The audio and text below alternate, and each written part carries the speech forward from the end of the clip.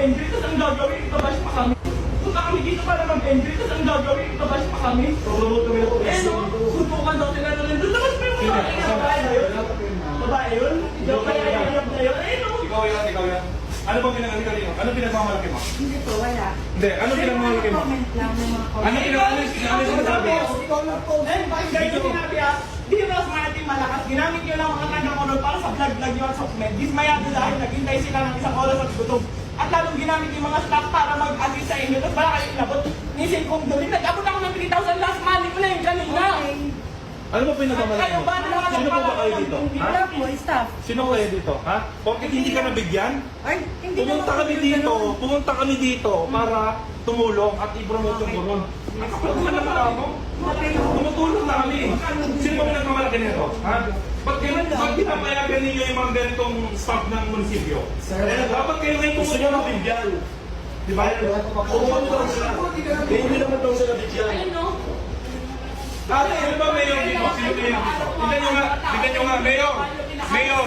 Nandito po kami para tumulong. Ayun no, mga mataganda sa kanila. Promote kami rito para i-promote ang police ng Palawan. Papasasin mo kami. Oo. Wala po na yung siguro. Oo nga, teka lang. Sino po yung mayor dito? Si Mayor Reyes po. Mayor Reyes, nananawagan po kami na ganito pong klase ng mga... Punta kami dito para mag-entry. Good morning, kulig, at sa lahat ng mga bisita natin na nandirito ngayon. Alam po ninyo, hindi ko alam kung ano yung pinag-uusapan na yun ng mga nakalipas na araw dahil hindi po ako mahilig manood ng mga ganyan. Pero nung napansin ko na nagtitrending siya, pinanood ko po at hindi ko nga kilala kung sino itong mga tao na to na nagpapasikat sa social media. Anyway, nakuha nila yung aking attention, pinanood ko po. At ako po yung nanliliit sa aking sarili bilang isang lalaki. Nasa laki ng katawan mo na yun, na puro muscle lang yung braso, duduruin mo yung isang babae, parang nakakapanliit po sa parte niya. Ako'y hiyang-hiya para sa kanya kung siya may sikat na sinasabi nila na sikat siya. Para duruin mo yung isang babae na ang laki-laki ng katawan mo, yung braso mo, laki na ata nung hita ng babae, para i-berate mo yung isang babae, nakakapanliit po yun. At it is really uncalled for.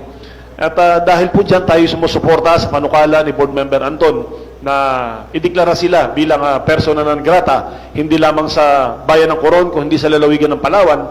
Dahil ang pambabastos po niya hindi lamang sa isang babae, kung hindi sa isang opisina ng Municipal Mayor ng Coron at sa sa buong lalawigan ng Palawan. Hindi po welcome sa lalawigan ng Palawan nung ganong klaseng mga sinasabing mga sikat na tao na babastusin mo ang isang Palawenyo. Sabihin mo na may pagkakamali o may pagkakamali sa pagko-comment ng isang Palawenya, lalo ang isang babae. Natural po yun dahil nagsalita siya bilang isang private citizen, not as a staff ng municipal mayor. Ano po? At ako tingin ko nga, if I may suggest, kay Board Member Anton, baka, kasi kung persona non grata lang yan, it's just a expression or sentiment na you are not welcome in Palawan. But anong epekto ng isang persona non grata ka lang? Tingin ko baka po pwedeng pag-aralan natin, humingi tayo ng suhestyon sa ating mga legal minds kung po pwedeng anong isang pa nating kaso dito. Dahil tinitingnan ko baka po pwede siyang kasuhan ng oral defamation or kung ano pa ho mas greater offense na po pwedeng ikaso sa kanya para pabalik-balik siya sa lalawigan ng Palawan na nililitis yung kanyang kaso po, para madala yung mga ganitong tao. And with that, muli po, ako po sumusuporta sa panukala ni Board Member Anton declaring these individuals as denouncing their acts and declaring them as persona non grata in the whole province of Palawan. In unison, everybody is in agreement, and it is with strong support that we suspend the House rules, Mr. Chair, and approve on the first and final reading a resolution declaring Rendon Labrador, Rosemar Tan, and Mikey Tan, or the Team Malakas, as persona non grata in the whole province of Palawan, Mr. Chair. I so move. With all members present as principal authors, Mr. Chair. Oh, any objection? Mr. Chairman, before we act, I would like to ask the proponent. It is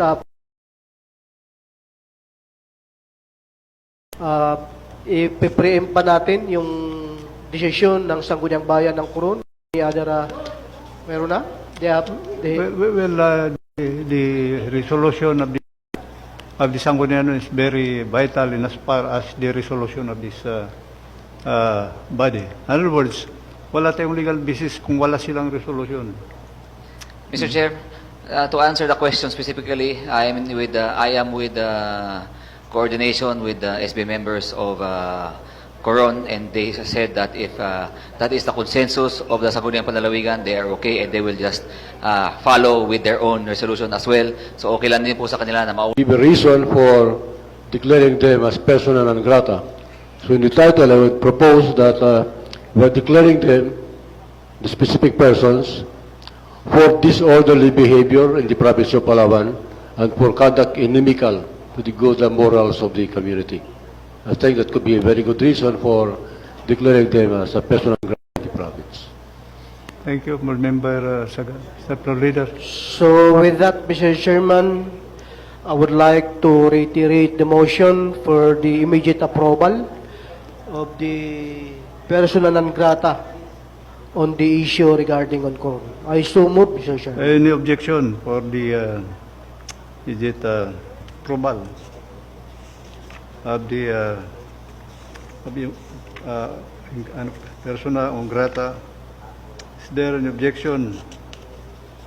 There being an objection, motion is approved. Thank you, Mr. Chairman. Since we don't have any other matter, Your Honor, hindi ko po alam. Your Honor, hindi ko na po alam.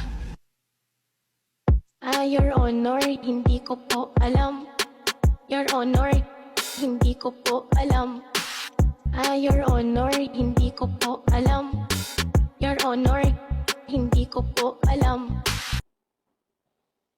Magandang gabi po, Pilipinas. Magandang gabi po sa inyong lahat. Ako po si Rendon Labrador at kasama ko po ang Team Malakas, si Marky Tan, si Rosmar, at ang aming crew, Tito June, Master TV, Nathan, Simon Tenten, Haring Bangis at Anjo, para po magbigay sa inyong lahat ng isang public apology sa nangyari sa Coron issue. So, ayun po, dito po kami lahat para po humingi ng dispensa sa nangyari. Alam po namin, mali po yung ginawa namin. Sumobra po kami sa action sa nagawa namin. And humingi po kami ng dispensa, gawa ng nagpadang kami sa emosyon. Tao lang din po kami, nagkakamali po kami. And ina-admit naman po namin yung pagkakamali namin.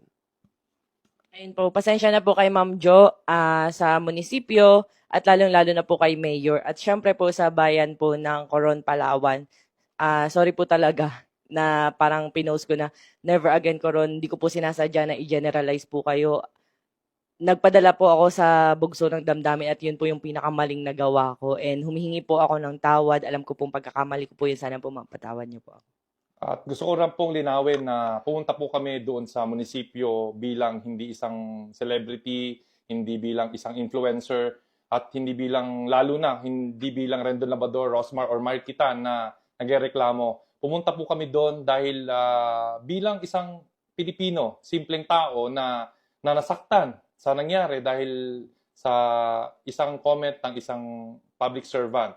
At kami po ay nagpapakababa sa inyong lahat na susubukan po namin na baguhin kung ano man po yung pagkakamali namin, kung sumobra man po kami. At tingin po namin na ito po ay magiging lesson sa amin as a team.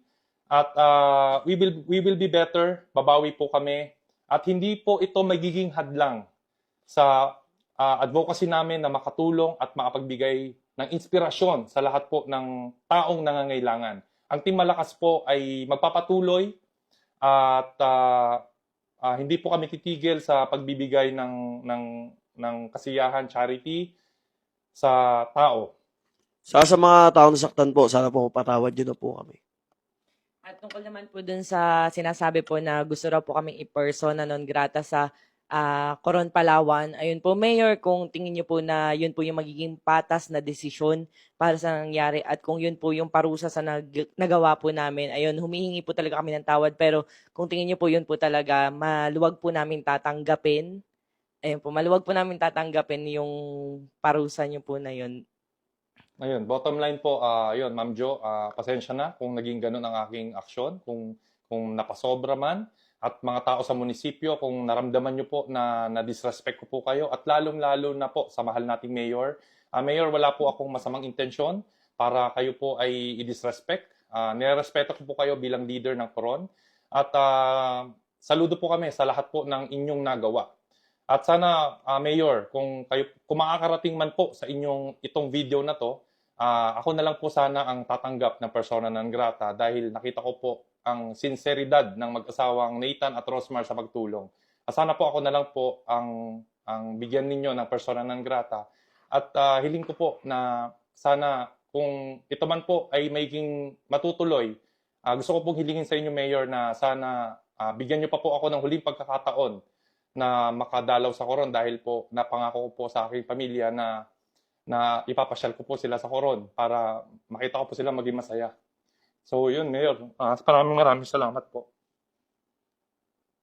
Pasensya na po talaga sa nagawa po namin. Humingi po kami ng tawad sa lahat po ng tao. Yun po, pasensya na po sa nagawa namin. Hayaan niyo po at babaunin po namin yun sa lahat po ng mapupuntahan namin. Lesson na po sa amin to at hindi na po mauulit. Babawi po kami. Maraming salamat po. Maraming salamat po.